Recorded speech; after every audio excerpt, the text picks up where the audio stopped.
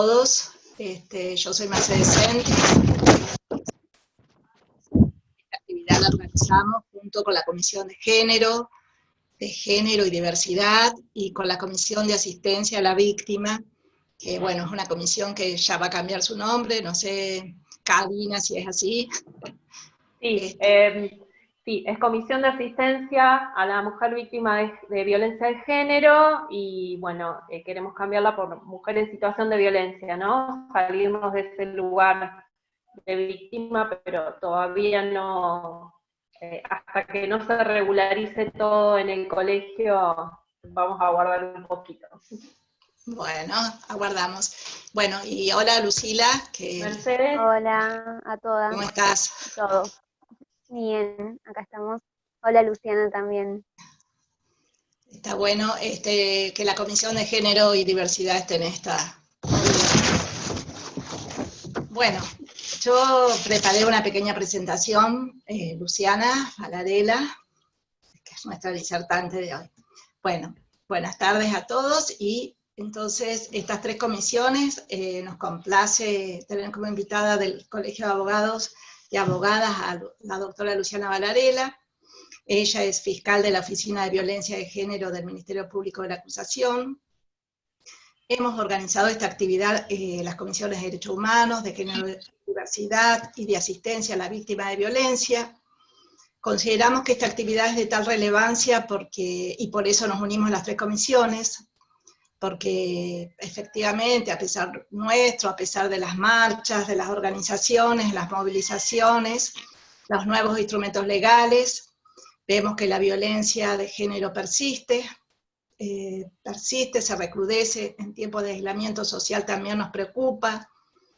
Entonces, como egresadas de las facultades de Derecho, con las herramientas que nos da la carrera, consideramos que por eso que la carrera tiene que tener una formación crítica de derechos humanos, y que esté atravesada por la perspectiva de género, para poder salir con las herramientas y ser profesionales de derecho que podamos estar a la altura.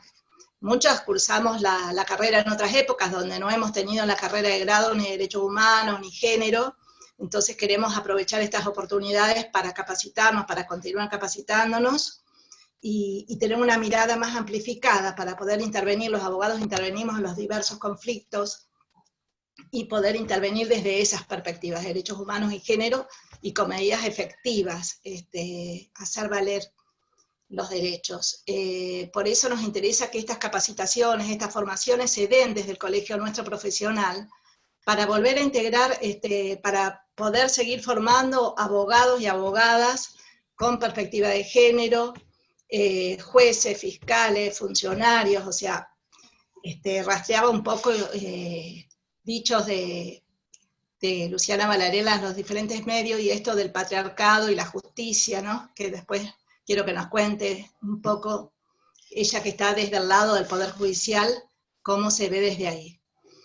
Por eso vuelvo al principio, nos complace que hoy la disertación esté a cargo de la doctora Valarela, que es egresada de la Facultad de Derecho de la UNR.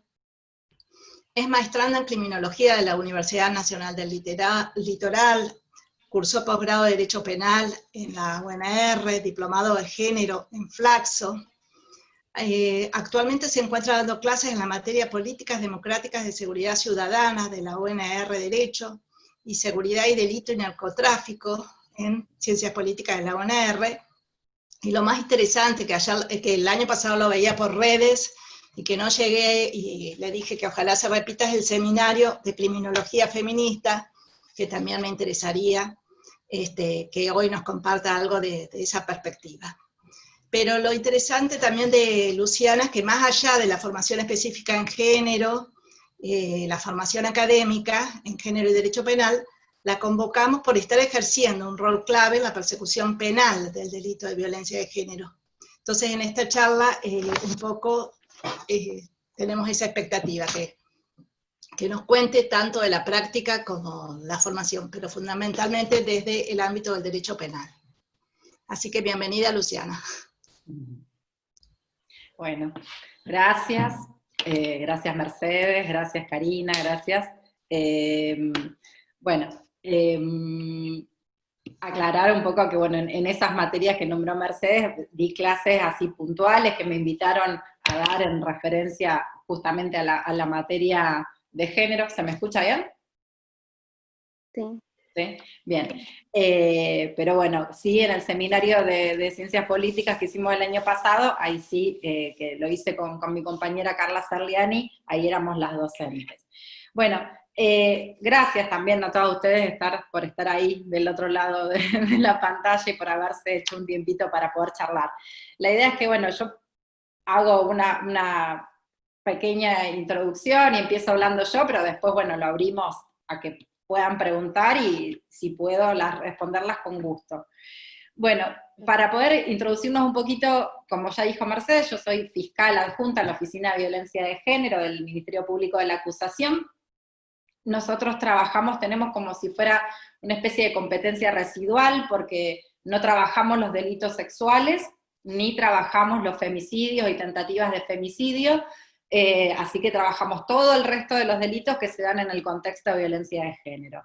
Para arrancar un poco con algunas definiciones, yo traje las que surgen de las convenciones internacionales que de alguna manera rigen la temática, como para empezar a hablar.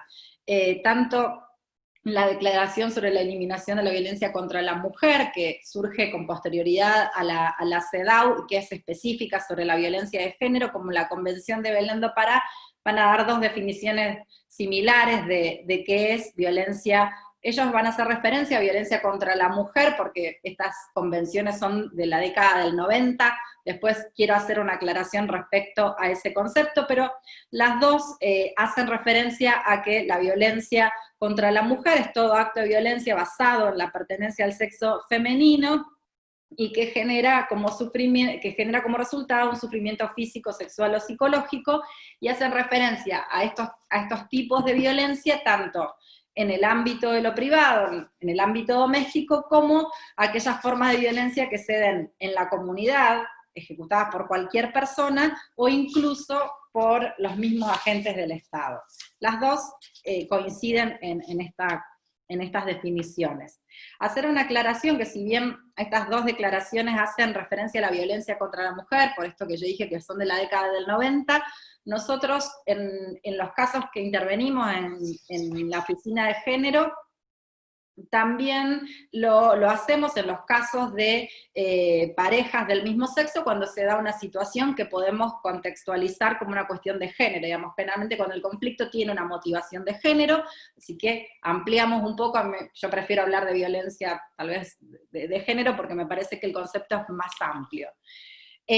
También hace referencia a que estas distintas modalidades de violencia, que son a las que se refieren las declaraciones, pero que también hace mención la ley 26.485, que es la ley de violencia de género, digamos, hablan de violencia física, violencia psicológica, violencia sexual, etc. Nosotros vamos a intervenir siempre que esas modalidades de violencia a su vez constituyan delito. Esto lo aclaro porque muchas veces es difícil de entender. Las mujeres nos dicen, bueno, pero lo que a mí me pasa también es violencia de género, y sí, es cierto, pero bueno, no será desde el derecho penal, donde deba ser atendida su situación, sino que será desde otra área del Estado. Pero entonces nosotros siempre intervenimos cuando se da estas modalidades de violencia, y a su vez se configura un delito.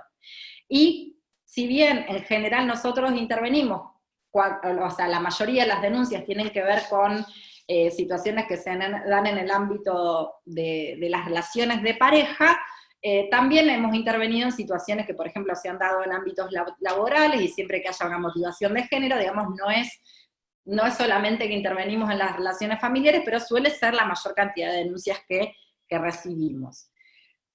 Cuando pensamos, yo me voy a hacer referencia a cómo abordamos nosotros desde el sistema penal, porque bueno, es lo que tiene que ver con mi trabajo.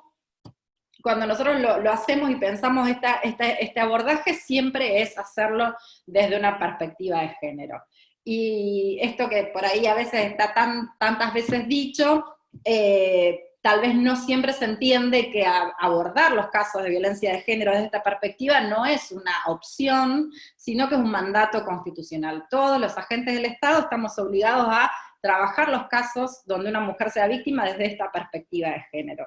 Y esto es así porque nosotros en nuestra Constitución Nacional tenemos incluida con jerarquía constitucional la CEDAW, que es la Convención para la Eliminación de todas las formas de discriminación hacia la mujer, y si bien no surge de su texto explícito, sí de diversas recomendaciones de la CEDAW se hace alusión a que los agentes del Estado están obligados a no incurrir en situaciones de discriminación, a no repetir estereotipos ni prejuicios de género, etc. Las recomendaciones de la CEDAW, más o menos para los que no saben lo que son, o sea, la CEDAW, que es esta convención internacional, tiene a su vez el comité de seguimiento que va siguiendo el cumplimiento de esta convención en los distintos estados parte. Y suele realizar ciertas recomendaciones que tienden a actualizar conceptos o tal vez aclararlos. En estas recomendaciones, en varias de ellas, se ha hecho alusión a esto que les estoy diciendo, la obligación entonces de abordar los casos desde una perspectiva de género. Hay una puntual que es bastante específica, que es la número 33, que es sobre el acceso de las mujeres a la justicia, y que justamente ahí se hace alusión a que cuando se incurre en prejuicios o en estereotipos de género, lo que resultan son investigaciones defectuosas que en definitiva van a terminar siendo negación de justicia para las mujeres. Entonces, por eso es importante hacerlo desde esta perspectiva. Y esto también, esta obligación de aplicar la perspectiva de género, también surge del artículo 7 de la Convención de Belém do Pará. La Convención de Belém do Pará es específica de género y pertenece al Sistema Interamericano de Derechos Humanos, y en su artículo 7 dice que los estados deben actuar con la debida diligencia para prevenir, investigar y sancionar la violencia contra la mujer. Esto es lo que se conoce como el estándar de debida diligencia reforzada, que tiene que ver, digamos que a lo que se refiere es que a los casos donde, digamos, de violencia contra las mujeres o en los casos de violencia de género, se da un estándar superior del deber de debida diligencia. Es como un plus, un alcance adicional que los agentes del Estado estamos obligados a respetar en los casos de violencia contra la mujer. Y esta debida diligencia en las investigaciones, la Corte Interamericana de Derechos Humanos en algunos fallos se ha encargado de ir definiendo qué implica esta debida diligencia.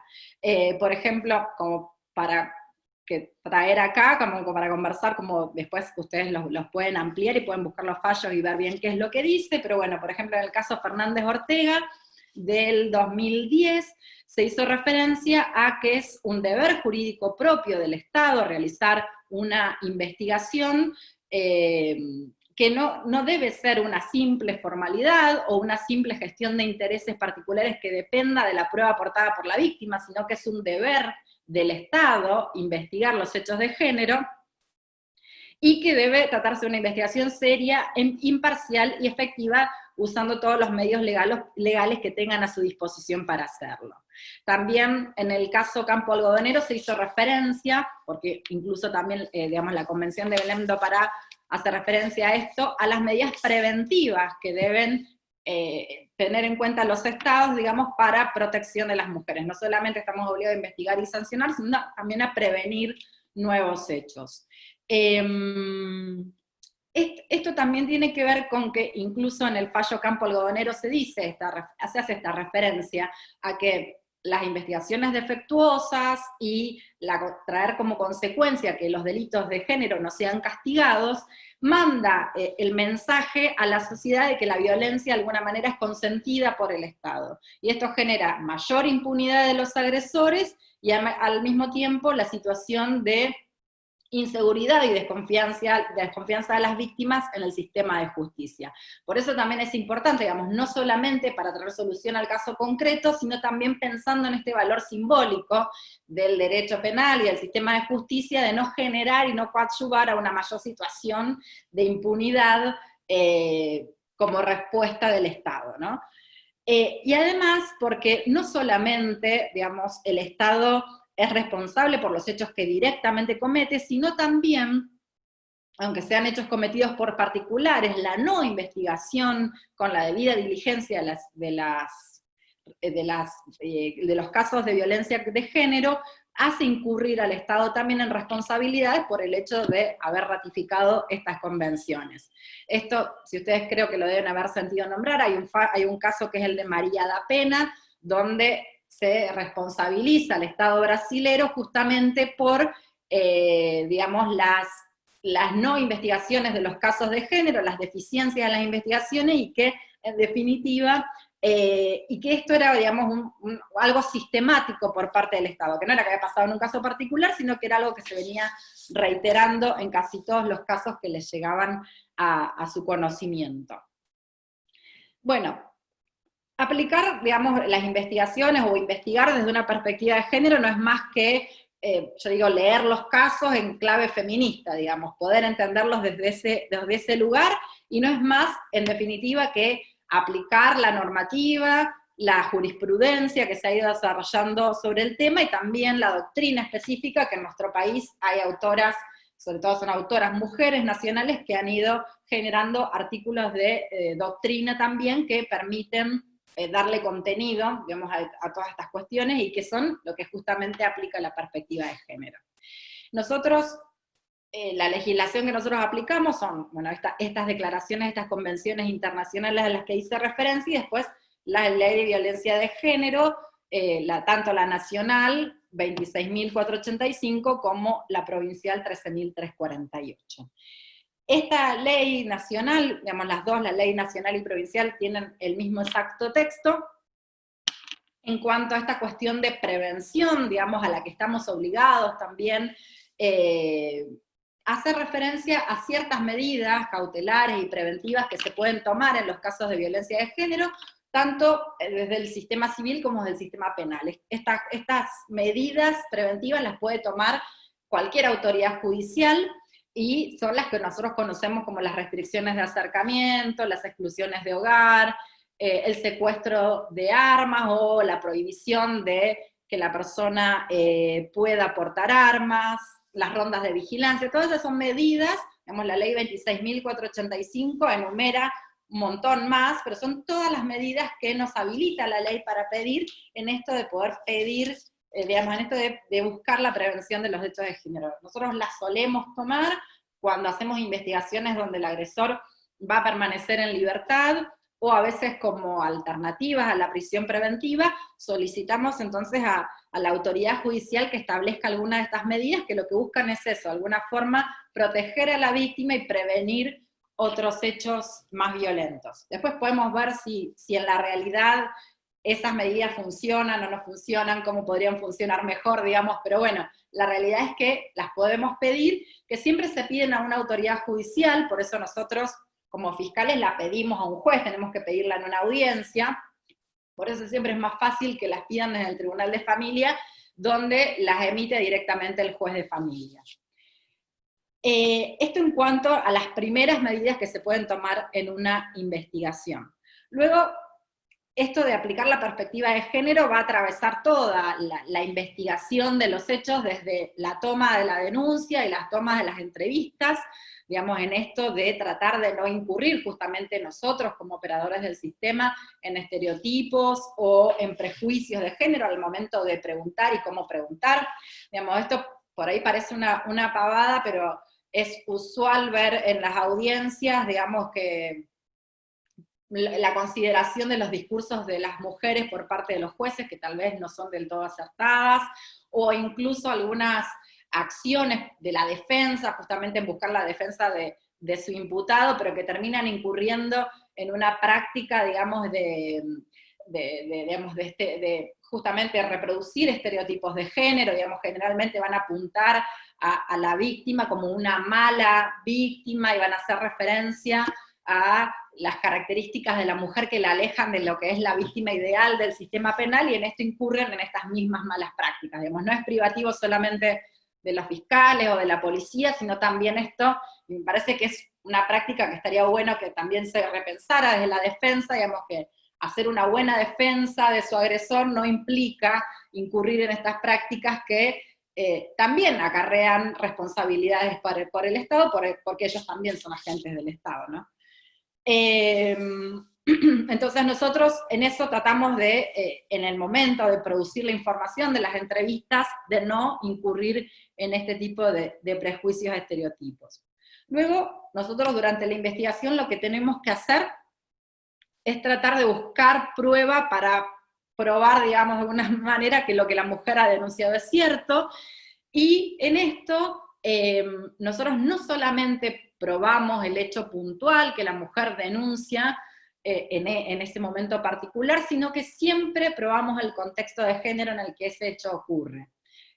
Así sea un hecho de amenazas, digamos que el contexto, en el que el contexto de género no agrava la pena, igualmente probamos el contexto de género. O sea, hay en algunos delitos donde estamos obligados a probarlo, por ejemplo en una lesión, porque va a agravar la pena, pero aunque no sea así, nosotros siempre probamos el contexto de género.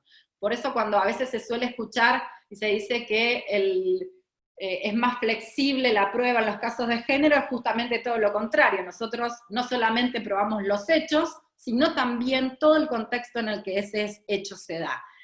Y para poder probar, nosotros nos basamos en el principio de amplitud probatoria que está contemplado en la Ley de Violencia de Género, en el artículo 16 y 31, que establece entonces que en esta materia rige el principio de amplitud probatoria. Esto tiene que ver con que los hechos de género generalmente ocurren, o bien dentro de las viviendas, digamos, en el ámbito familiar, o si es en el ámbito público, generalmente es lejos de la vista de testigos, o en situaciones de nocturnidad, obviamente buscando el agresor asegurarse su propia impunidad, pero lo cierto es que pocas veces vamos a tener testigos presenciales de los hechos que no pertenezcan al círculo íntimo de la víctima o del agresor. Es por esta razón que surge este principio de amplitud probatoria. ¿Y qué significa esto de amplitud probatoria? Significa, en primer lugar, que el relato de la víctima en los casos de género va a tener un valor fundamental. Es lo que nos va a guiar todas las investigaciones, pero además se le asigna un valor importante, y esto tiene que ver con la propia situación jurídica de la víctima en un proceso que no puede igualarse nunca a la del agresor. O sea, una víctima, una mujer cuando declara, está obligada a decir la verdad. Si no dice la verdad, eso puede acarrear consecuencias para ella, y de ninguna manera es la misma situación que la del agresor, que puede no declarar, o su silencio no significa nada en su contra, o si miente tampoco tiene ninguna consecuencia. Esta diferencia entre las dos declaraciones hace que el relato de la víctima goce de otro estatus, y que esto lo tenemos que nosotros hacer saber y defender en las audiencias, para justamente dar fuerza a la credibilidad de lo que la víctima nos cuenta. Además, nosotros siempre hacemos referencia, y justamente para reforzar la credibilidad de lo que la mujer nos ha contado, en, por ejemplo, el sostenimiento de lo manifestado en las distintas instancias donde la mujer declara.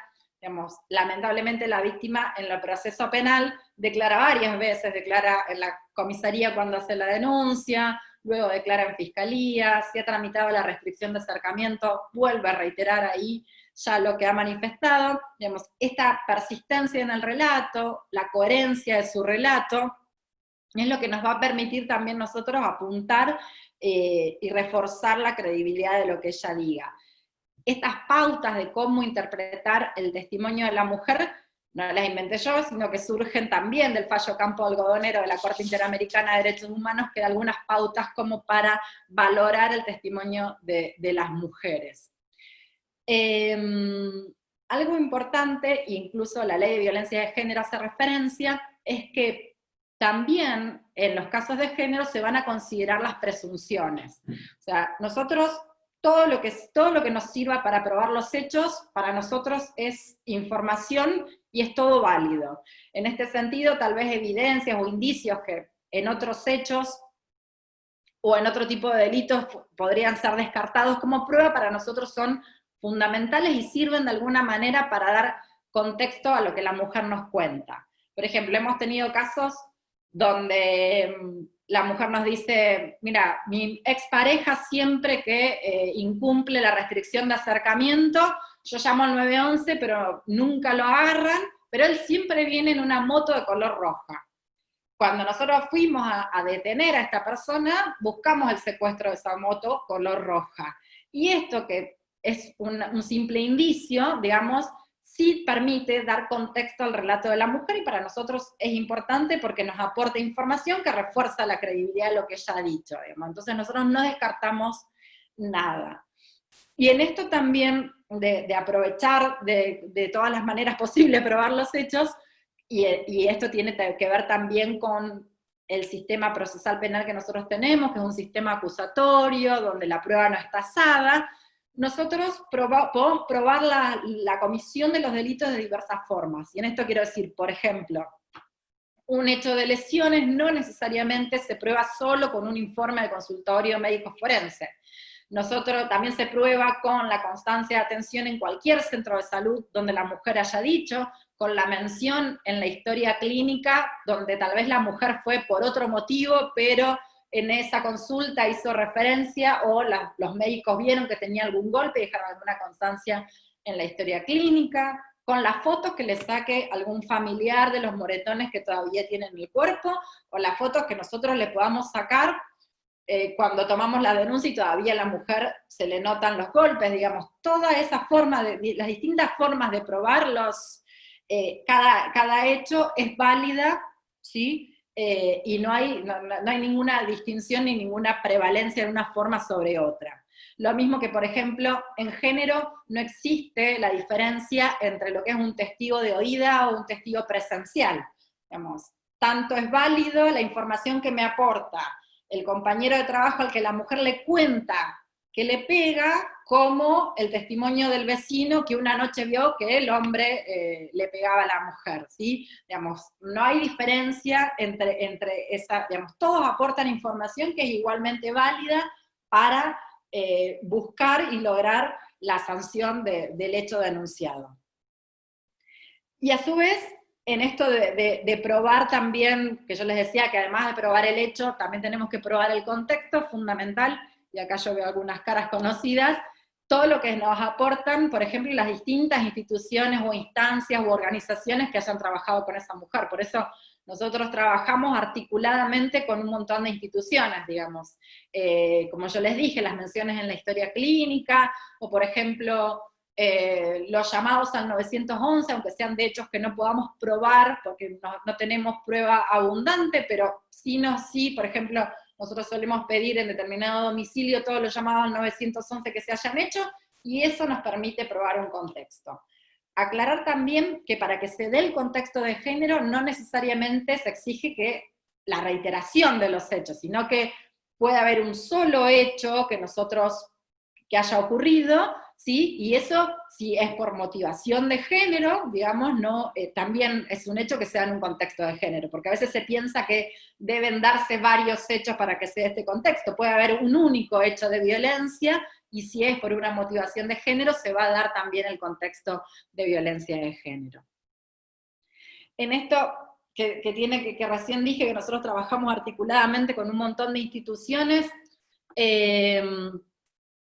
bueno, esto de pensar que es imposible trabajar estos casos solamente desde el sistema penal, digamos. Son tan complejas las situaciones que se nos presentan, y tan compleja la situación de las mujeres, que siempre trabajamos articuladamente con diversas instituciones, ya sea centros de salud, hospitales, centros culturales, centros de convivencia barrial, las escuelas donde van los chicos, digamos, bueno, nosotros solemos trabajar las organizaciones de mujeres que muchas veces acompañan a las mujeres, y que también nos aportan, digamos, la información que ellos nos puedan aportar sobre ese acompañamiento. Para nosotros es súper válido, no solamente en esto de buscar prueba para probar los hechos, sino también para acompañar a las denunciantes o a los denunciantes, y también para pensar estrategias en conjunto, digamos. Suele suceder, por ejemplo, en alguna situación de mujeres que en este momento no quieren avanzar en una investigación penal, que están retractadas y que tal vez no nos habiliten para poder avanzar en una investigación, pero nosotros siempre tratamos de mantener los contactos con el centro de salud o con alguna institución de referencia para que en el momento en que podamos la intervención de la Fiscalía sea a tiempo y eficiente, digamos. Eso, digamos, bueno, Gonzalo, yo lo veo ahí, digamos, solemos estar en constante, digamos, si sabemos que hay un centro de salud que es de referencia, que la mujer va a seguir yendo, siempre nos quedamos ahí al contacto para que, bueno, si ellos ven que algo cambia en esa situación o que se reitera algún hecho, ya enseguida nos avisen y nosotros vemos cómo intervenir para poder trabajar ese caso. Así que es fundamental el trabajo interinstitucional e interdisciplinario que nosotros hacemos todo el tiempo. Y en esto de aplicar la perspectiva de género me parece fundamental, y a veces nos olvidamos, pero es una cuestión que nosotros todo el tiempo nos cuestionamos también. Es fundamental escuchar a la mujer, digamos, no solamente para que nos aporte información, sino también para saber cómo abordamos este caso particular o cómo buscamos resolverlo. Las situaciones que se nos presentan son de lo más diversas, no todas las mujeres quieren lo mismo, no todas las mujeres quieren que su agresor esté preso, no todas las situaciones son iguales, entonces desde el sistema penal me parece que tenemos que estar abiertos a pensar respuestas distintas para las diversas situaciones que se nos presentan. En esto digamos, se podrán canalizar a través de suspensión de juicio a prueba, o a través de medidas alternativas a la prisión preventiva que nosotros controlemos, digamos, o pensar, pero siempre, porque el problema en los casos de violencia de género es que el Estado no dé respuesta. Después la respuesta que dé, me parece que la mejor va a ser la que mejor se ajuste a la situación concreta y a lo que la mujer nos pida, digamos. Y hasta a veces la no prisonización del agresor y pensar otras medidas puede incluso tener un efecto mucho más positivo para la mujer y para el agresor que el solo hecho de encerrar al hombre. Obviamente hay casos donde la respuesta es esa, pero me parece que también hay un número enorme de casos donde podemos y tenemos que pensar otras respuestas posibles, y qué respuestas nos lo va a dar la mujer. Cuando nosotros le preguntamos qué es lo que espera nuestra intervención, ella nos dan las pistas de por dónde tenemos que ir y qué otras respuestas podemos pensar. Que claramente van a ser articuladas con todas estas instituciones con las que solemos trabajar. Luciana, bueno, sí. Luciana, disculpa, ya están haciendo algunas preguntas en el chat. Bueno. Por las dudas también digo, no sé qué me pasa que no me anda el teclado, pero les quería poner que las preguntas, por favor, por el chat, y nosotras se las vamos haciendo. No sé cómo querés vos manejarte, si querés que te haga las que hay ahora, o querés que... Sí, dale, digo, dale. También. Ya te digo entonces, y que están relacionados con esto último que estuviste comentando. Preguntan si es posible desde el derecho penal aplicar resoluciones alternativas o se debe culminar el proceso. Más o menos recién lo estabas diciendo, pero si querés decir algo más. Sí, no, yo entiendo, digamos, nosotros recibimos casos de lo más diversos y de diferente gravedad, y con situaciones también de denunciantes de lo más diversas. No podemos responder solamente con una única respuesta que sea siempre la prisión del agresor. Hay veces que sí, hay veces que esa va a ser la respuesta que la mujer espere, y hay veces que es lo que podamos lograr, pero entiendo que tenemos que poder pensar y estar abiertos también a otras respuestas, que parten de escuchar a las mujeres. Cuando uno escucha a las mujeres, no todas quieren que quien fue violento con ellas esté preso, por un montón de razones, y después también se puede hablar incluso de por qué se retractan las mujeres, que es otro tema súper también largo como para hablar. Pero bueno, la realidad es que hay muchas mujeres que no quieren que su agresor vaya preso. Entonces entiendo que desde el sistema penal tenemos que poder pensar otras respuestas, que serán a través de una probation, o a veces serán, no sé, hemos tenido situaciones, por ejemplo, un caso de un agresor que era boxeador profesional y que la mujer no quería avanzar en las investigaciones penales. Ella decía que no lo quería perjudicar en su carrera y que necesitaba que él siguiera ejerciéndola para poder mantener a su hijo. Y en eso pensamos en comprometerlo a él, por ejemplo, para dar clases de boxeo en los programas Nueva Oportunidad. Nos pusimos en contacto con la Asociación Nacional de Boxeo como para pensar cursos de perspectiva de género junto con el programa de la UNR de Derecho, para los asociados, y bueno, y esto entiendo que también puede ser una respuesta que incluso no solamente tenga un efecto en el caso concreto, sino también que ayude a prevenir otros hechos nuevos, ¿no? Entonces, en esto es inventar porque no hay nada dicho, y es ser creativo, y es convencer, porque muchas veces hay resistencia, hay algunas resistencias de algunas organizaciones de mujeres o de algunas instituciones. Hay resistencias también a veces de los jueces, porque se quedaron con este fallo Góngora, que ya está bastante desactualizado.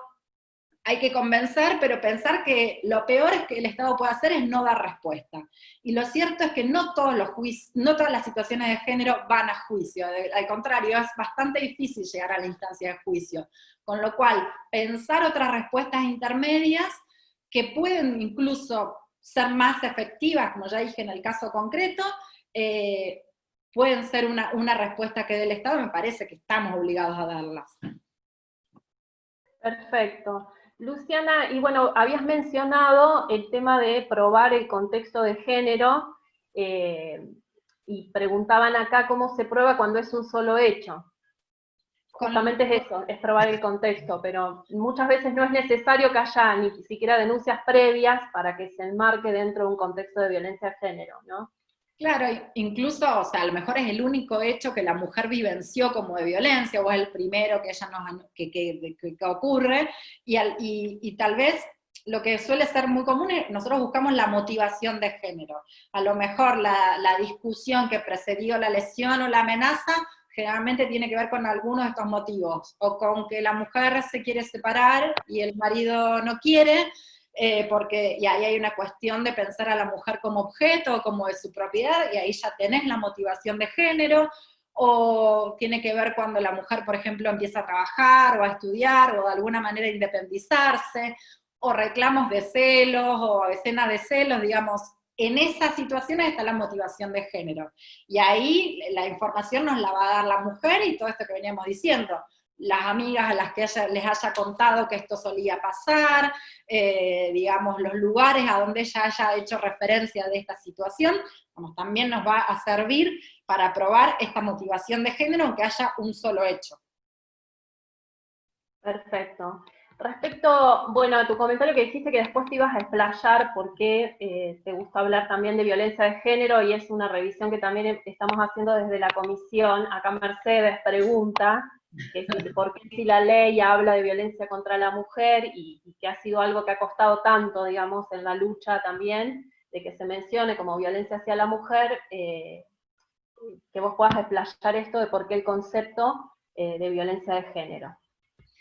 Por lo que había hecho referencia, me parece que es un concepto más amplio, digamos, nosotros también tenemos situaciones, como dije, de situaciones de violencia dentro de una pareja o mismo sexo, con lo cual digamos, la víctima puede ser en un determinado caso un hombre, y también tener estas motivaciones de género, o sea, darse por estos mismos motivos, y también entiendo que deben aplicarse, digamos, abordarse con la misma perspectiva, y bueno, por eso entiendo que el concepto tiene que ser más amplio. Entiendo que en su momento fue importante visibilizar la violencia hacia la mujer, digamos, porque tenía que ver con esta consideración más vieja de que los problemas eran de familia y que debían reservarse al ámbito de lo doméstico, y tenía que ver con ese cambio, con visibilizar esto como algo negativo, como lo injusto, como un delito, y por eso fue importante hablar de violencia contra la mujer, pero me parece que, bueno, que es necesario por ahí revisar también estos conceptos y ampliarlos un poco más a un montón de otras situaciones que se suelen dar y que entiendo que las tenemos que abordar nosotros con esta misma perspectiva. Perfecto. Comento para todos que las preguntas las vamos a ir canalizando por el chat, porque si vamos abriendo el micrófono se va a hacer muy complejo, ¿sí? Entonces les pido que vayan escribiendo y yo las voy leyendo, no hay ningún problema. Y si Luciana está dispuesta. No sé si querés que te haga alguna más, si querés continuar. No, si querés seguimos respondiendo, así también. Perfecto. Esta pregunta va referida a los agresores. ¿Qué considerás vos?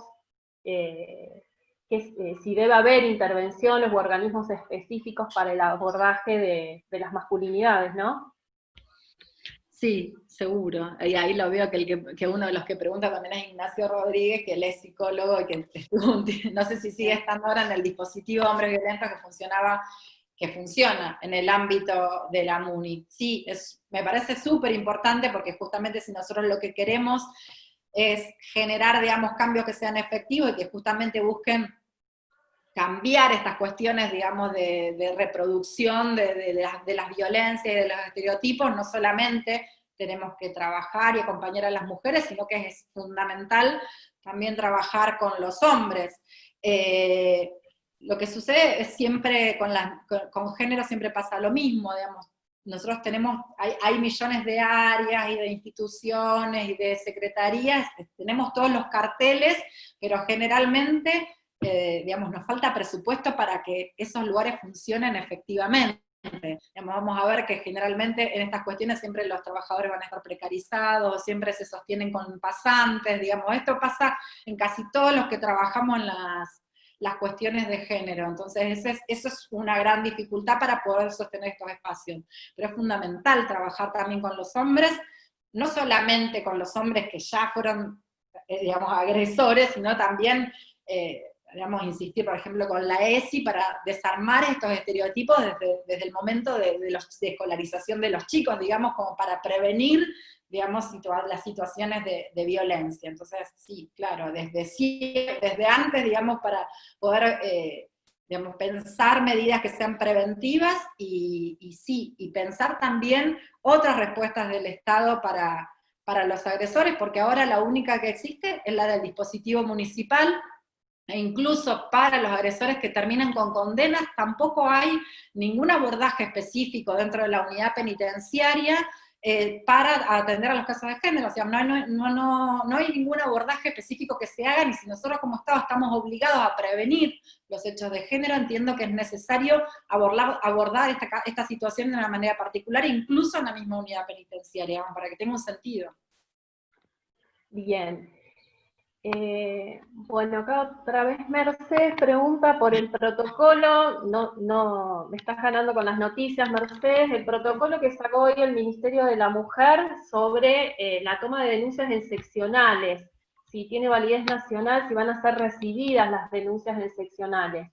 Yo tengo entendido que en contexto de COVID ahora estamos buscando otras vías que ojalá se mantengan, ¿no?, en el tiempo respecto de otras maneras de denunciar, como se han habilitado líneas telefónicas, vía mail, pero bueno, la presencia todavía en los barrios de las comisarías es fuerte y la mujer muchas veces es el único lugar que tiene cercano donde recurrir. Si bien ahora también se habilitaron los CTD, sigue siendo un espacio al que las mujeres recurren, sobre todo los fines de semana, porque el tema del acceso a las redes no es tampoco tan sencillo. No sé respecto a esto que ha salido hoy, si vos tenés alguna información. No lo vi, Mercedes está más informada que yo. Sí, se lee todo. Pero sí, en realidad, mientras más lugares sean los que tomen denuncias, en género es mejor, porque son tantas las situaciones. Lo mejor en estos casos es que siempre sea accesible a la mujer, o sea, por ahí en los casos de delitos sexuales es necesario, y generalmente las fiscales los canalizan a través de la comisaría de la mujer, pero porque tiene otra implicancia, tiene que ver con la intimidad de la mujer, con revisaciones médicas que se necesitan en el momento, pero en los casos de género, en el resto de los delitos, donde la mujer pueda hacer la denuncia, en cualquier lugar donde pueda, lo importante es que el Estado sea noticia de las situaciones, y mientras más fácil sea de acceso para las mujeres, mejor aún. En el tema, bueno, con el tema del aislamiento, nosotros, sobre todo al principio, que era un poco más estricto, tuvimos bastantes dificultades para que las mujeres pudieran llegar a las comisarías a denunciar. Hemos tenido situaciones incluso que nos han noticiado de mujeres que iban a la comisaría y las terminaban imputando a ellas por violación de la cuarentena, y que incluso hasta les ponían la aplicación en el celular que las controlaba para que no volvieran a salir de su casa cuando vivían con el agresor. O sea, esas situaciones las tuvimos, y bueno, ahora que está un poco más flexible ya no es tanto, pero al principio nos costaba mucho que nos llegaran las denuncias. De hecho, en todo el primer mes incluso hemos recibido muchísima menos cantidad de denuncias de las que solemos recibir en momentos de normalidad, y eso claramente no tiene que ver con que haya habido menos hechos de género, sino con que para las mujeres era mucho más difícil poder acceder a hacer la denuncia. Ahí me parece que es fundamental, y que es lo que intenté hacer, por lo menos de la Fiscalía, es sostener los contactos con las distintas instituciones que pudieran tener conocimiento de las situaciones de violencia para no perdernos esa información. Eso me parece, los contactos, las articulaciones, eso al principio, digamos, eso en los primeros momentos fue fundamental porque realmente la situación de las mujeres estaba complicada. Bien, sí, sí. Ojalá que estas medidas se mantengan, ¿no? Algo también había en el chat respecto de esto, que este modo de acceder también se mantenga más allá de esta situación no de pandemia excepcional. Bueno, las denuncias online creo que sí, que se van a mantener, eso ya lo estaban viendo incluso para implementar, y bueno, con esto, con el tema de la pandemia, un poco lo apuraron, pero entiendo que lo que se busca es sostenerlo, y para nosotros también es, digamos, nos enteramos muchísimo más rápido, porque en el tema de las comisarías siempre tarda un par de días hasta llegar a la fiscalía. Claro. El tema de las denuncias online es inmediato, que nosotros nos anoticiemos de la situación y nos podemos contactar con las mujeres. Sí, sobre todo creo que también la notificación de las medidas, ¿no? Que es un reclamo también de las organizaciones de mujeres, el hecho de que la propia mujer en situación de violencia debía ir a llevar el oficio de notificación a la comisaría del domicilio del agresor. Bueno, esto ahora, bueno, hemos dado un paso más, y estas notificaciones también se hacen internamente y de manera online. Y ojalá que todo esto permanezca, ¿no? Sí, ojalá que se sostenga, porque aparte es fácil de hacer, digamos, no es mucho tampoco. Sí, sí. Y esto demuestra que se puede también, que no era necesario la presencia de la mujer permanentemente, y sobre todo exponerla, ¿no? Acá también, respecto a esto de las masculinidades, también pregunta Marcela respecto de si es verdad que no hay estadísticas de denuncias de varones, ¿no? Por violencia, que también tiene que ver con el patriarcado, esto del pudor, la vergüenza de denunciar algunas situaciones. No obstante, ellos nunca perder el foco que en dimensión, así haya desde estadísticas seguramente, y los femicidios hablan de eso, no es proporcional, digamos, a la violencia que se ejerce sobre las mujeres, ¿no? No, de ninguna manera, no. Igual estadística falta de todo, en cuestiones de género tampoco nosotros las hacemos de manera bastante casera, así que eso no es solamente de las denuncias de hombres, ¿no? Sí, bien. A ver, esto de las medidas alternativas y ampliar las respuestas estatales, lo estuviste diciendo, que hay que ser creativas también, y que tiene que ver con la respuesta de acuerdo también a la situación de la mujer. A ver, preguntan si las comisarías toman las denuncias, si querés reforzar, deberían tomarlas, no obstante, ahora, digamos, todas las... Durante la cuarentena sí siempre estuvieron obligadas, bueno, ahí Gonzalo aportaba de que, digamos, después de que hace un mes atrás sacaron el decreto nacional, pero luego también replicaron en la provincia, aclarando de que la mujer que iba a hacer una denuncia, iban a hacer una denuncia, digamos, no estaban exceptuadas de alguna forma, lo podían hacer y no implicaba violación de la cuarentena. Eso fue aclarado, pero las comisarías siempre tuvieron la obligación de tomar las denuncias. Digamos, nunca, es una cuestión, digamos, que claramente prevalece el derecho de la mujer de pedir ayuda y de proteger su integridad física por sobre el violar o no las disposiciones del presidente de la Nación. Pero bueno, eso ya fue aclarado igual con los decretos, y sí. Bien, bueno, acá Gabriela hace una pregunta extensa, que voy a ver a ver si te la puedo transmitir de manera correcta. Habla respecto, bueno, dice que agradece tu claridad, y qué opinión te merece que muchas veces para las mujeres en situación de víctimas, en situación de violencia, sean instadas por organismos administrativos de atención integral para el acceso a estos servicios, la denuncia penal previa. O sea que para poder acceder a lo mejor a algún tipo de atención, a un refugio, lo que sea, se pida la denuncia previa. Aún en contra de la voluntad de las mismas. Y por otro lado, saber también cuál es tu opinión respecto de cuando estas mujeres en situación, además de madres, estos organismos solicitan medidas de protección excepcional respecto de sus hijos, generando una sanción por no atravesar el proceso de separación del agresor en los tiempos en que se les plantea. No, digámosla un poco en esto de la exigencia de la denuncia previa, bueno, no sé en qué situación puntual le debe haber pasado acá.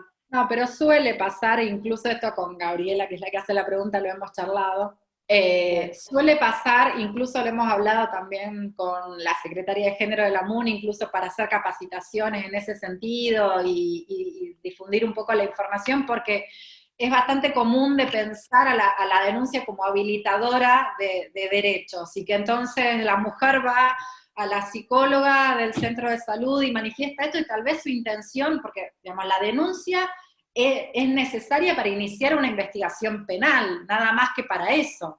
Para cualquier otra demanda que tenga la mujer, no es necesario hacer la denuncia. Y sin embargo, digamos, esta mala práctica burocrática hay que desarmarla, porque muchas veces, de hecho nos suele suceder en un porcentaje bastante alto, nosotros de todas las denuncias que recibimos, llamamos a todas las mujeres apenas recibimos la denuncia. Y hay entre un 8 y un 10% de esas mujeres a las que nosotros llamamos que nos dicen que no quieren que se haga una investigación penal, que hicieron la denuncia porque necesitaban una restricción de acercamiento, o porque en realidad quieren que el marido haga un tratamiento psicológico, situaciones donde fueron otras instituciones que les dijeron que haga la denuncia, y donde no era necesaria hacer la denuncia. Entonces, no es necesaria para hacer una restricción de acercamiento, no es necesaria para ingresar a un refugio, no es necesaria para tramitar, qué sé yo, para que el hombre esté obligado a hacer un tratamiento por alcoholismo, digamos, ¿no? Entonces, es desarmar esto que a veces se transforma en una mala práctica, y que la idea que, bueno, nos agarró la cuarentena en el medio, pero era incluso hacer capacitaciones, sobre todo con los operadores de territorio, que son los que tienen contacto directo con las mujeres, como para desarmar esta mala práctica. Y en referencia a lo de los chicos, porque suele pasar que se tomen medidas excepcionales, en realidad cuando la mujer es víctima de violencia, entiendo que lo que se entiende es que se está protegiendo a los niños, que también de alguna manera son víctimas de esa situación de violencia, pero bueno, sí, hay veces que, digamos, pareciera o recae como una situación también de castigo de la mujer, y que incluso después para la mujer hemos tenido casos donde el hombre ya fue condenado por violencia de género y la mujer todavía no había podido volver a entrar en contacto con su hijita, que tenía 1 año, con lo cual era súper chiquita. Entonces hemos tenido estas situaciones, digamos, y también, nada, es caso por caso, y es abordar cada caso en particular para ver, digamos, si no es necesario tal vez trabajar con la mujer, acompañarla desde otro lugar también en la crianza de sus hijos, y acompañarla en esto, y no tal vez llegar a tomar una medida tan gravosa para ella y para sus hijos, ¿no? Sí, además esto de también a veces es la confusión, ¿no?, del proceso civil y penal, muchas cuestiones que también se terminan resolviendo en los juzgados civiles, en los juzgados de familia, que, o sea, una considera que puede denunciar un contexto de violencia dentro de un régimen comunicacional, dentro de un régimen de alimentos, sin necesidad de la denuncia penal, porque muchas veces pasa eso con las mujeres que no quieren seguir con el proceso penal, y como pasa a veces lo contrario, que a veces creen que no distinguen esto y siguen el proceso civil, y quizás la denuncia penal no impulsan, digamos, la causa penal. Entonces, por ahí a lo mejor genera esa confusión. Acá, por ejemplo, una de las preguntas dice, muchas veces las víctimas no saben distinguir entre el anoticiamiento que se hace en fiscalía de denuncias y las denuncias de la órbita penal cuando hay un delito. También cómo va a prosperar esa denuncia, ¿no? Creo que aquí hablan de los anoticiamientos que se hacen en la Secretaría de Violencia Familiar para la restricción de acercamiento, que en realidad, si ellos ahí advierten que hay una situación de gravedad que merece la intervención de la Fiscalía, lo van a hacer, si no, tal vez no sea necesario que nosotros tomemos intervención, porque a lo mejor esa mujer simplemente quiere una restricción de acercamiento. Por lo menos ahora, hay alguien en el chat ponía que también hay que ver cuál es el momento adecuado para cada mujer de decidir llevar adelante todo un proceso penal con todo lo que se implica. Y en eso también, por eso yo digo, hay veces que nosotros, ante una mujer que retractada, a veces vamos a seguir adelante porque tal vez consideremos que sea una situación de riesgo y se lo vamos a explicar a la mujer así. Pero hay veces que no vamos a avanzar y que por ahora, digamos, y sí vamos a mantener ese contacto tal vez con otras instituciones para que cuando sea el momento poder intervenir de forma eficiente y rápida, digamos, pero también esto de esperar cuando sea el momento de esta mujer, lo cual no quiere decir que no hagamos nada, porque, digamos, se pueden seguir trabajando desde otras instituciones, siempre tener presente que el sistema penal es lo último a lo que deberíamos recurrir porque es lo más gravoso, no solo para el hombre, sino lamentablemente también para la mujer. Tal como funciona ahora, el sistema penal es súper burocrático y la mujer tiene que hacer unos circuitos que son siniestros y recorrer, digamos, pareciera que todo está puesto para que la mujer desista de su pretensión de avanzar en una investigación. Entonces también pensar que es súper revictimizante para la mujer este contacto con el sistema penal. Entonces tal vez no sea ahora el momento y lo tengamos que abordar desde otra área, desde otra instancia, que hay un montón que labura la cuestión de género. Sí. Y acá hay una pregunta referente también a cuándo, dice, ¿cuándo te parece que es más efectiva la medida en un juzgado de familia, prohibición de acercamiento, que ir por la vía penal, si hay un trabajo articulado de tribunales de familia, la Secretaría de Violencia y la Fiscalía? No sé cómo es detrás, digamos, si hay articulación. Las coordinaciones y las articulaciones con todas las instituciones, no solamente con la Secretaría de Violencia Familiar, son bastante artesanales, y esto es en contactos que vamos generando a medida que surge el mismo trabajo. Y esto es, vean, por un lado su parte positiva tiene que ver con que generamos articulaciones de trabajo buenas, digamos, y duraderas, y etcétera, pero lo malo de no estar institucionalizadas es que queda librado a la voluntad individual de cada una de las partes, digamos. Esto, digamos, entiendo que que es institucional y que debieran, digamos, caseramente estamos en contacto con el fiscal de la Secretaría de Violencia Familiar, y siempre que hay alguna situación, lo mismo también nosotros, estamos en contacto como para derivar situaciones. No me acuerdo que había preguntado algo de cuándo es necesario. ¿Cómo era la pregunta? ¿Cuándo te parece que es necesario la denuncia penal o es conveniente el juzgado de familia? Depende, ¿no?, de cada situación. Pero... Claro, depende de la situación. El problema con las restricciones de acercamiento me parece que tiene que ver, y acá capaz que me meto en un tema que digamos, que no tiene que ver con mi área porque es de familia, me parece que es que, digamos, se libran casi en masa, sin analizar la situación particular en la que se van a aplicar. Muchas veces terminan estableciéndose restricciones que son impracticables, porque a lo mejor viven uno enfrente de la casa del otro, entonces constantemente el hombre va a estar incumpliendo la restricción cada vez que salga de su casa. Y un gran problema de las restricciones es el hecho de la notificación. Digamos, por esta misma mala práctica de la que la mujer tiene que ir hasta la comisaría del barrio de su agresor para que lo notifiquen, muchas veces las notificaciones no se realizan, o muchas veces los hombres que son notificados no entienden de qué fueron notificados. Entonces, distinto sería si pudieran ser citados por un juez, por un secretario, y les explicara los alcances de esa restricción. Muchas veces los agresores lo terminan de entender cuando nosotros le imputamos el hecho de desobediencia, y le explicamos que él no se podía acercar a esa mujer. Hay veces que la instancia de imputarle el delito tiene el efecto de explicarle el alcance de la restricción, porque los hombres a veces no sabían de qué se trataba, o por ahí me dicen, mira, yo soy fletero, yo ando por todos lados. Le digo, bueno, andás por todos lados, pero vas a tener que tener el cuidado de donde vive tu ex mujer, 2 cuadras no vas a poder pasar, digamos. Ah, yo no sabía eso. Bueno, y lo entienden recién en la instancia de la imputativa. Entonces, si pudiera hacerse una notificación más personalizada, con una explicación de las consecuencias que tiene para él, también me parece que podría llegar a ser un poco más efectiva la medida, porque entiendo que es una buena medida para evitar y para prevenir hechos de violencia, y es una buena primera medida para poner un límite también.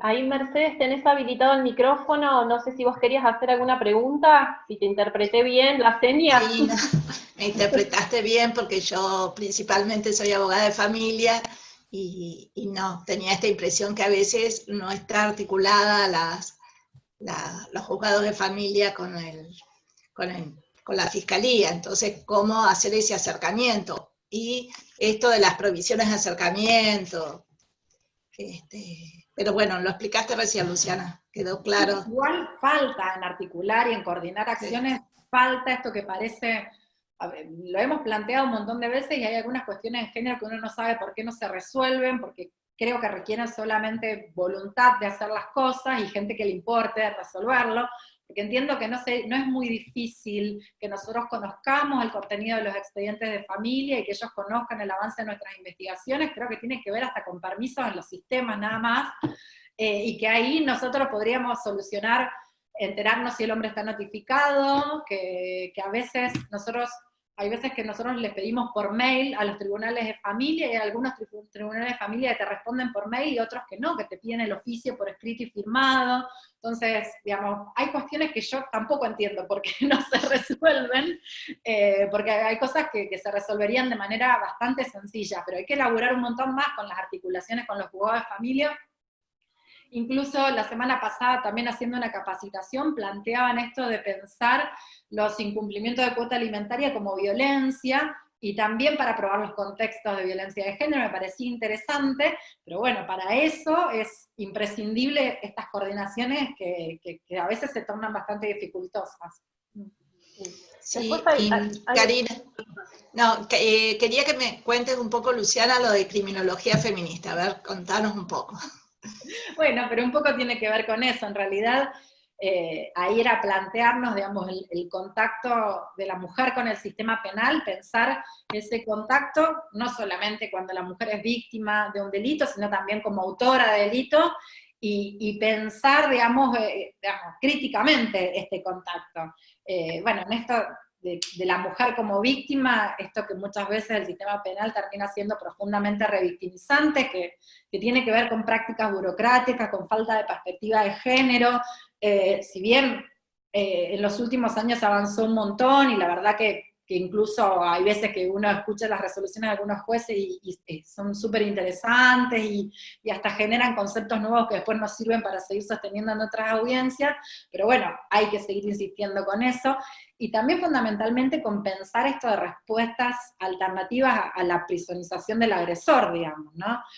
Más si tenemos la prueba de que muchos de los hombres que han sido condenados, después cuando cumplen la condena y vuelven a recuperar la libertad, vuelven a reincidir en hechos de violencia, esto de poder pensar otras respuestas distintas, que no siempre impliquen que el agresor vaya preso, digamos, un poco de todas estas cosas hablábamos en el seminario, obviamente con otra profundidad, y también pensando el aspecto de la mujer como autora de delitos, porque a veces siempre, si no se piensa que la perspectiva de género solamente se aplica cuando la mujer es víctima, pero no, también cuando la mujer es autora, digamos, incluso en las situaciones que pueden después pensarse como legítima defensa en contexto de violencia de género, digamos que la mujer ahí ha cometido un hecho, pero trabajarlo desde la causa de justificación implica trabajar ese caso desde una perspectiva de género.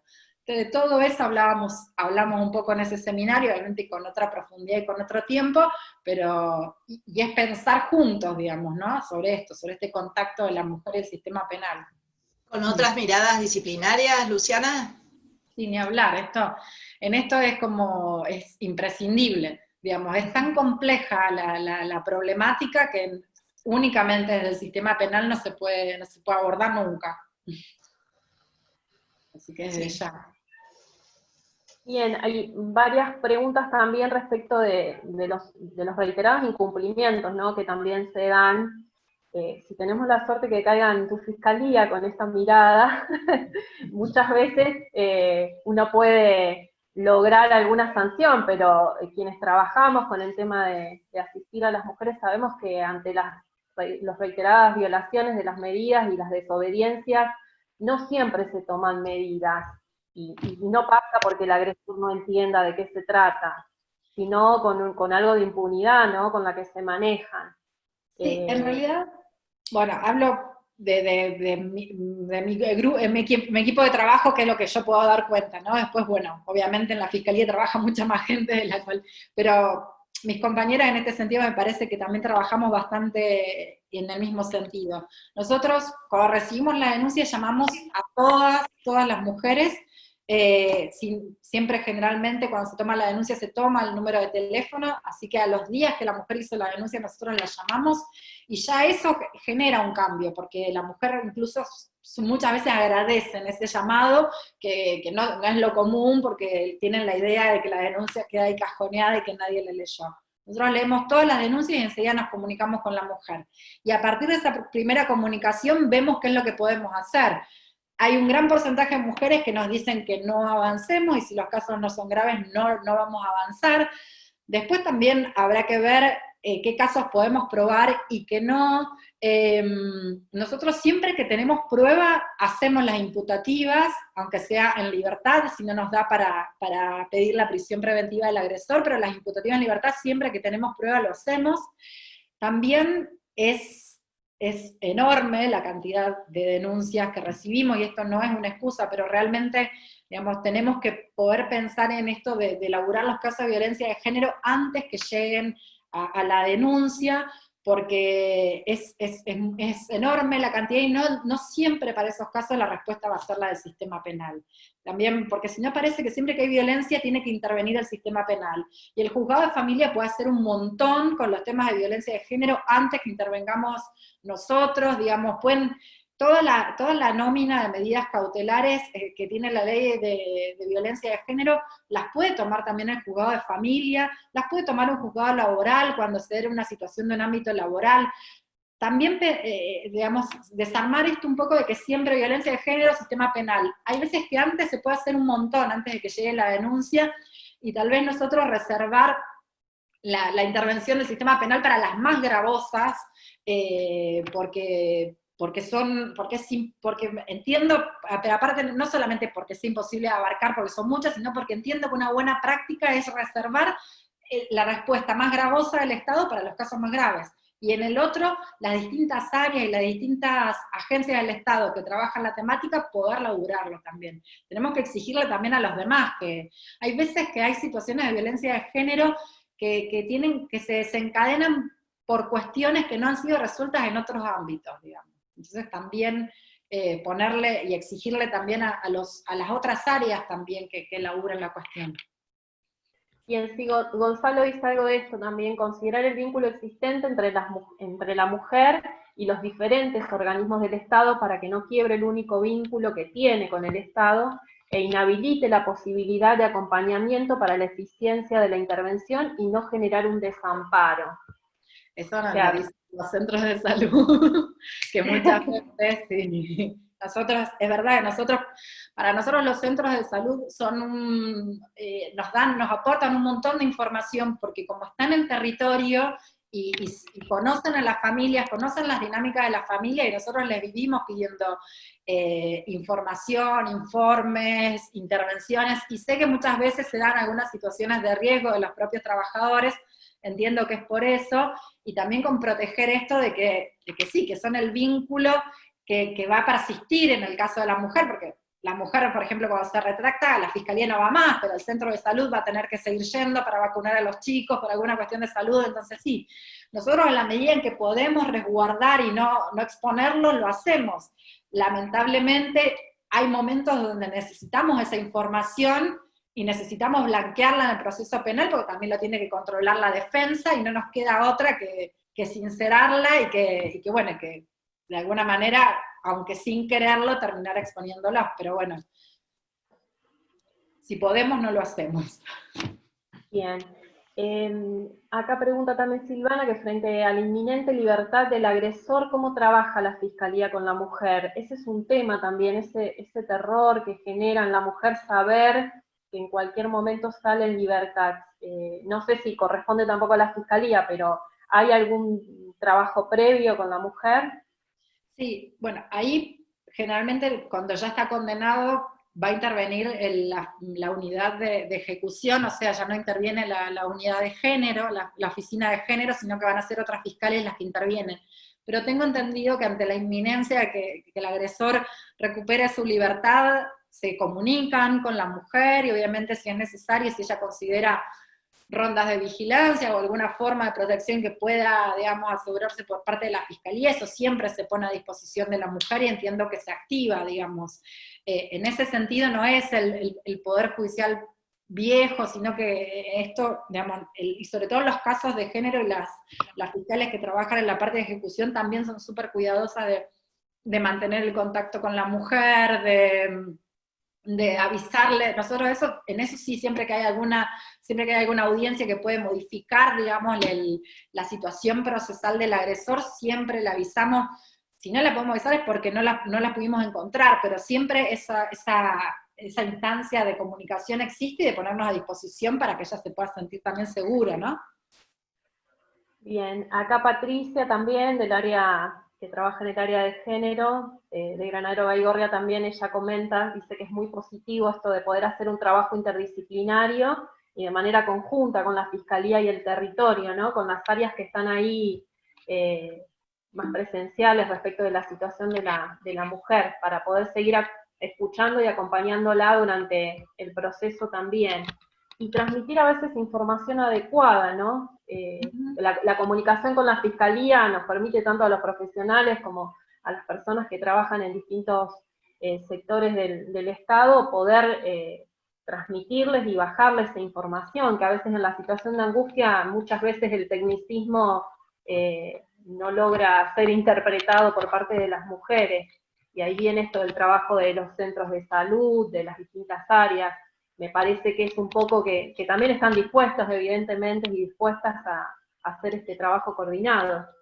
Sí, y en ese sentido creo que somos bastante, digamos, lo sostenemos con un montón, digamos, en alguna situación no nos enteramos o hay alguna dificultad en alguna situación particular, pero la disposición a trabajar articuladamente con instituciones, con organizaciones de mujeres que vienen acompañando, con organizaciones territoriales o a veces de partidos políticos que acompañan a las mujeres, esos contactos con la Fiscalía, por lo menos conmigo, son bastante fluidos, no solamente para aportar información, sino también para acompañar a la mujer, para seguir informados de cómo la situación ocurre. Eso, digamos, creo que digamos, por parte de la Fiscalía está, digamos, digamos, en alguna situación se nos puede pasar de no conocer la intervención de alguna organización, pero eso en general nosotros lo hacemos, lo tratamos de mantener. Bien, después acá también se habla del trabajo, ¿no? de los juzgados comunitarios, pequeñas causas. Bueno, hay personas de Funes, de Roldán, de Baigorria. A veces también les cuesta hacer el seguimiento porque el juzgado hace la primera intervención como juez de trámite y luego remite al juzgado de familia. Pero bueno, ahí volvemos al ámbito de lo civil, digamos, y a veces se pierde el seguimiento del caso. Sabemos, digamos, que el juez comunitario de las pequeñas causas es también competente para tomar las medidas de la ley de protección integral. Sí. Y muchas veces luego se pierde el hilo porque va al juzgado de familia. Y a veces genera también la confusión de las mujeres que no saben si va al sistema penal, si va al juzgado de familia, en ese recorrido. A ver si... acá hablan algo del dispositivo con varones. Siempre hace falta, dice, explicarles y leer el acta de audiencia de los varones. Es necesario la capacitación en todas las instituciones públicas. Tiene que ver a lo mejor con esta notificación, ¿no? de las medidas que por lo general la hace la policía. Y volvemos siempre a lo mismo, a la capacitación, ley Micaela, la perspectiva de género. Bueno, están previstas también capacitaciones en el Ministerio de Seguridad, en los centros territoriales de denuncia. El tema de la cuarentena nos complicó bastante, pero en este año estaban previstos, hemos tenido reuniones con el Ministerio de Seguridad, con los centros territoriales, como para hacer capacitaciones. Ahora arrancamos una para asuntos internos, digamos, la disponibilidad de la Fiscalía para poder hacer capacitaciones está, digamos, por mi parte estoy siempre disponible, digamos, aparte porque me interesa, porque en definitiva, digamos, redunda en un mejor trabajo para todos, ¿no? No solamente, digamos, también para la Fiscalía. Yo no puedo leer las preguntas, lo intento, pero no las puedo leer. Sí, cuesta porque son largas y hay muchas. Preguntan también acá si te podrás explayar respecto de los mayores obstáculos en el acceso a la justicia de las mujeres construidas como las malas víctimas. Sí, bueno, esto de que esto también lo charlamos en el seminario de criminología feminista, cuando decimos que el sistema penal, cuando, digamos, hubo siempre a partir de la década del 90, nosotros la vemos en nuestro país, hay una demanda de parte del movimiento feminista que demanda la intervención del Estado para dar respuesta al tema de violencia de género. Y cuando el sistema penal toma la problemática de la violencia de género, obviamente la hace en términos distintos a los del movimiento feminista. El derecho penal va a empezar a hablar en términos binarios de víctima, agresor, de un daño individual, y borra todo el contexto, todo el sistema de opresiones que explican las violencias, y en esto también construye un concepto de una víctima ideal para el sistema penal. Entonces, generalmente para el sistema penal una buena víctima, y lo pongo entre comillas, es una víctima que es sumisa, es una víctima que no reacciona, obviamente es una buena mujer y es una buena madre, ¿no? Entonces, esto lo vemos sobre todo cuando hacen las defensas, donde lo primero que atacan es si a esa mujer le sacaron a los hijos, le tomaron una medida excepcional, y entonces traen eso a las audiencias, tratando de justamente hacer referencia a que esta es una mala madre a la que le sacaron los hijos, y que por esa razón no merecería la protección del sistema penal. También en la forma en que se consideran sus discursos y sus relatos, digamos.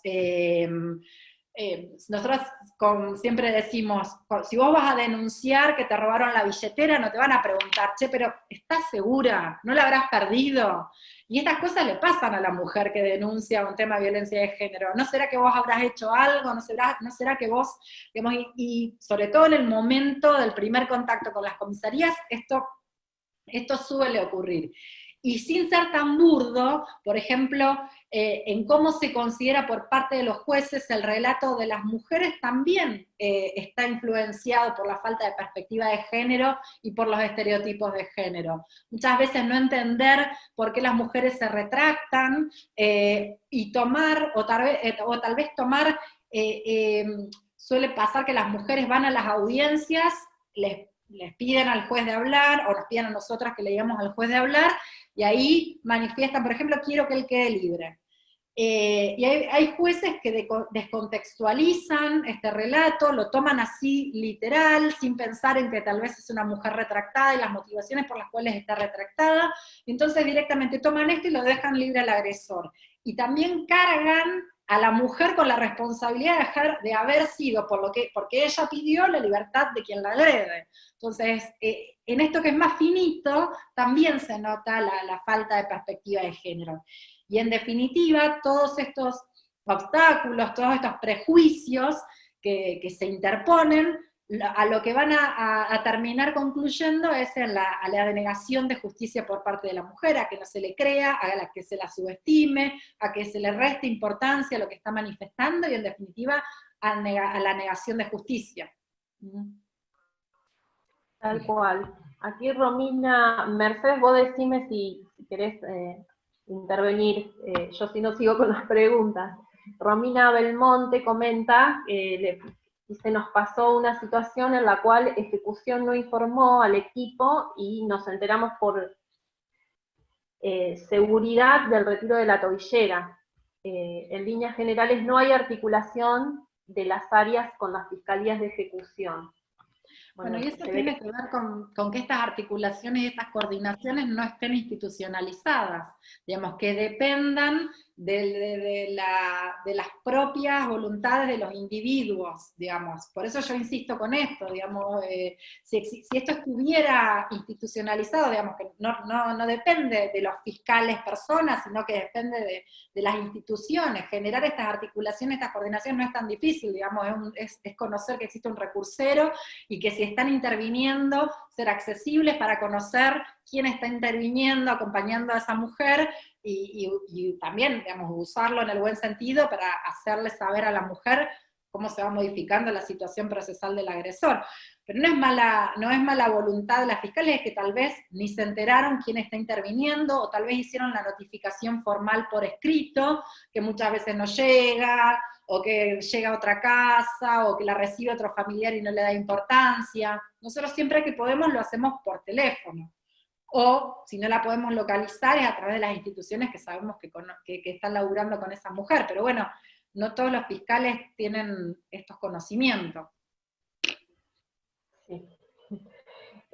Hay obligación, dice acá Verónica, hay obligación de notificar a la víctima en los casos de audiencias que tengan que ver con la libertad del imputado, sea salidas transitorias o libertades condicionales asistidas o prisiones domiciliarias. Dice, la víctima debe ser notificada del momento en que se otorga la libertad al agresor. Esperen que se me fue un poquito la pregunta. Sí, no, está informando algo más que Contestando más que nada, me parece, sí. Que hay una obligación de notificación, pero bueno, Hay una obligación, no es una pregunta, es una afirmación, que hay obligación de notificar. Bien, la víctima debe ser notificada cuando se otorga la libertad al agresor por medio de estos institutos. Puede haber alguna situación en la que recuperar la libertad por pena vencida, en que no se notifique, ya que para eso no se realiza audiencia, porque venían hablando del tema de las audiencias también. Hablan acá de la ESI, de las escuelas, que es fundamental. Si el estándar de la buena víctima obstaculiza el acceso a la justicia, algo de eso también ya venías hablando. Bueno, acá en referencia a los femicidios, bueno, dice que la palabra femicidio quedó chiquita en el Código Penal. En realidad el Código no dice en ningún momento femicidio, sino que hace un relato, lo detalla, digamos, respecto de las nuevas causales de los mismos, ejemplos en los contextos de criminalidad. Sabemos también que Fiscalía, que desde Santa Fe se adhirió al protocolo de la UFEM, ¿no? Respecto de la investigación y el abordaje de las causas de femicidio, que tiene que ver con esta mirada de género también a la hora de investigar. En realidad se está armando un protocolo propio junto con las fiscales de UFEM, digamos, obviamente basado, en realidad todo se basa en el protocolo latinoamericano de investigación de femicidios, y se está haciendo uno propio, digamos, para acá Santa Fe se está trabajando con la UFEM. Pero sí, digamos, igual, aunque, digamos, el Código Penal hace una... digamos, habla del contexto de género, después, justamente, bueno, la doctrina ha ido haciendo referencia a los distintos contextos en los que pueden darse los femicidios, que el más común es el contexto de pareja, pero que también, y en nuestra ciudad está bueno empezar a pensar los femicidios en contexto de criminalidad organizada, digamos, esto de las muertes de mujeres que son utilizadas como una especie, como objetos de venganza entre distintas organizaciones criminales, pero es algo que hay que profundizar porque, bueno, y en cada situación concreta a ver si se ajusta. Me parece que es interesante poder empezar a pensarlo, en nuestra ciudad tenemos como para pensarlo. Incluso, bueno, hubo en este año algunas de las muertes de mujeres. Yo no conozco los casos en particular, porque como ya dije, tramitan en otra unidad especial, pero hay situaciones de mujeres que o eran parejas de personas que pertenecían a la organización que podrían pensarse como femicidios en esos contextos. O testigos de las causas también, ha habido muertes sí, también. Pero bueno, hay que analizar porque en realidad el sentido es es que la mujer, que maten a la mujer por considerarla como un objeto de venganza de una organización por parte de otra. Esto es, no toda una mujer que quedó en la línea de fuego y, digamos, en un enfrentamiento y que muere, eso no es un femicidio en un contexto de criminalidad organizada, porque la motivación no tiene nada que ver, digamos, es una cuestión aleatoria. Entonces, por eso digo que en cada caso hay que profundizarlo. Acá pregunta también Silvana, ¿qué opinas de tipificar el femicidio como delito autónomo? Yo entiendo que no hay mayor diferencia. Me parece que lo que hay que trabajar más es con la formación de los operadores del sistema para que se hagan buenas investigaciones. Digamos, las herramientas legales en general están, las tenemos, no entiendo, me parece que no es necesario, digamos, generar mayores reformas en ese sentido, sino insistir con la capacitación y la formación de los operadores para que se hagan buenas investigaciones. Entiendo que las herramientas ya las tenemos. Bien. Luciana, hemos ido cumpliendo con la mayoría de las preguntas, disculpa si se me pasó alguna, no sé cómo estamos de tiempo, pero quisiera que vos puedas decir lo que te parezca que nos podés aportar. Son 19:28. No sé si Mercedes quieres sumar alguna otra pregunta. Mercedes, ¿tenés habilitado el micrófono? Acá estoy. Ahí está, ahora sí. Me pareció súper completo porque se ve que todos los que estamos acá en esta clase estamos en el tema, así que las preguntas han sido muy iluminadoras. Luciana, no sé, contanos vos, ¿qué otra cosa nos podés aportar? Nos aportaste un montón a los que trabajamos en territorio, a los que trabajamos en salud, a los abogados que estamos en esto y abogadas, y me parece que a las organizaciones, a las que estén. Por mi parte.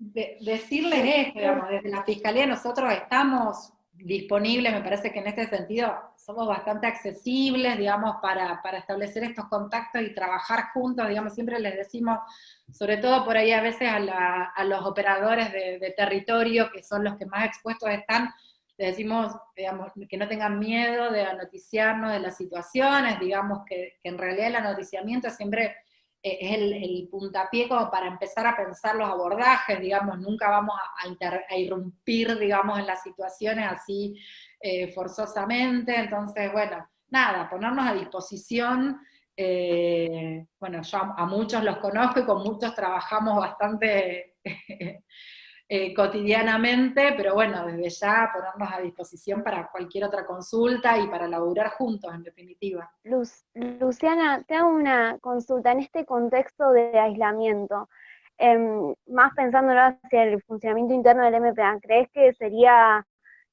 favorable la existencia de un turno en flagrancia de violencia de género? Que hoy por hoy, bueno, no lo tenemos, más allá de que, bueno, la verdad que no cuestionando los fiscales que están en flagrancia, pero sí a lo mejor si pudiese favorecer el acceso a justicia, que exista un turno en flagrancia de género en este contexto de aislamiento, y que además también nos permita, digamos, tener mayor diálogo con las fiscalías, digamos, por causas anteriores a la cuarentena y demás.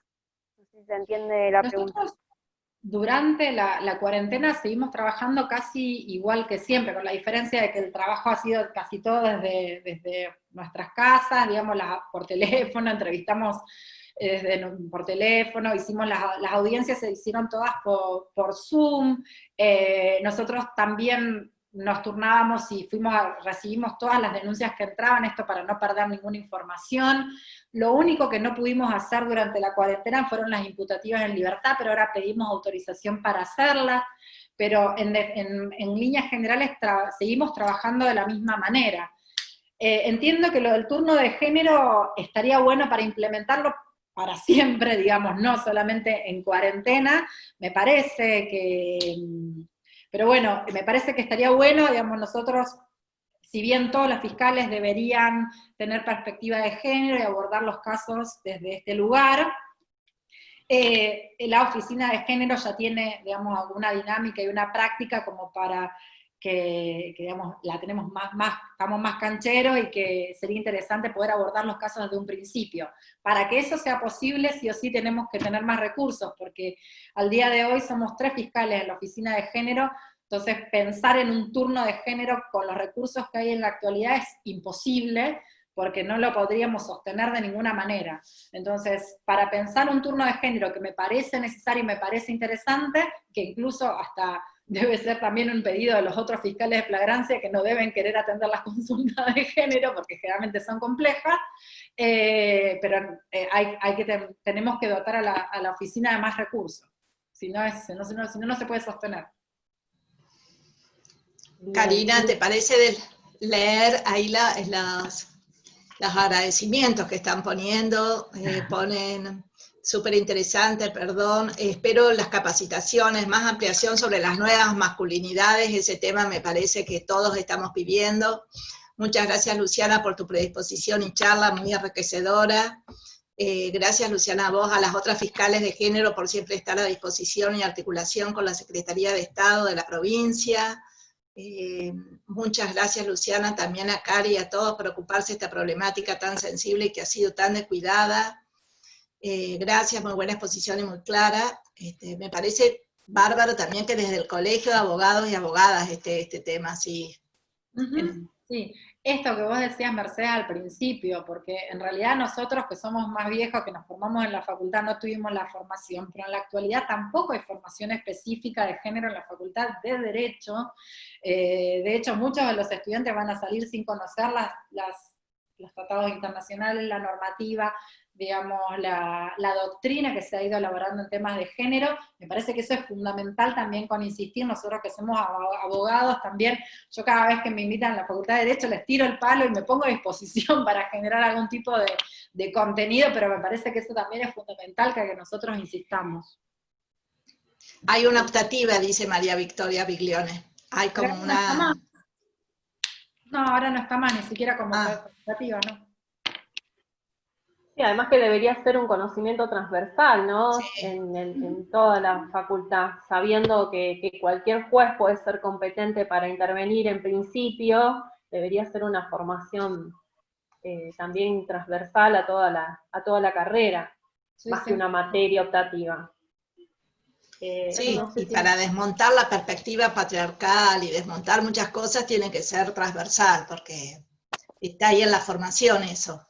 Más allá de la incumbencia de cada tema, sea penal, laboral. Sí, ni hablar. Bueno, creo que ya estamos en el tema de agradecimiento, solamente quedó ahí por leer que Gonzalo había aportado que a lo mejor lo que quisieron decir respecto del delito autónomo de la violencia de género, no de femicidio. A lo mejor que por este lado... Yo entiendo que no es necesario, digamos, que las herramientas están, lo que falta es, digamos, tal vez mayor perspectiva de género en el abordaje de los casos para hacer más efectivas esas herramientas legales que ya existen. Perfecto. Bueno, Mercedes, creo que sí, no queda mucho más que agradecer el tiempo, la predisposición de Luciana, de las compañeras, bueno, de Lucila, de la Comisión también de Género y Diversidad, de todas las de mis personas compañeras de la Comisión de Derechos Humanos también, Laura Modini, Marcela Volkovich, que las estoy viendo por ahí. Perfecto, hay compañeras también de la Comisión de Asistencia a la Mujer. Las convocamos a todas también a participar de las comisiones del Colegio de Abogados. Si bien estamos en tiempos de pandemia, está bueno participar en el colegio y cada uno hacer uso de nuestro colegio profesional en la comisión que le interese. Exacto. Bueno, gracias a ustedes por invitarme, y a todos los que participaron por el tiempo y por el interés. Gracias. No, gracias a vos por tu compromiso también. Sabemos que contamos con una aliada para la defensa de los derechos de las mujeres y para nosotras no es poca cosa. Gracias. Muchas gracias. Bueno, muchas gracias a todos. Gracias a todos. Gracias. Muchas gracias a todos. Buenas tardes. Chao. Chao.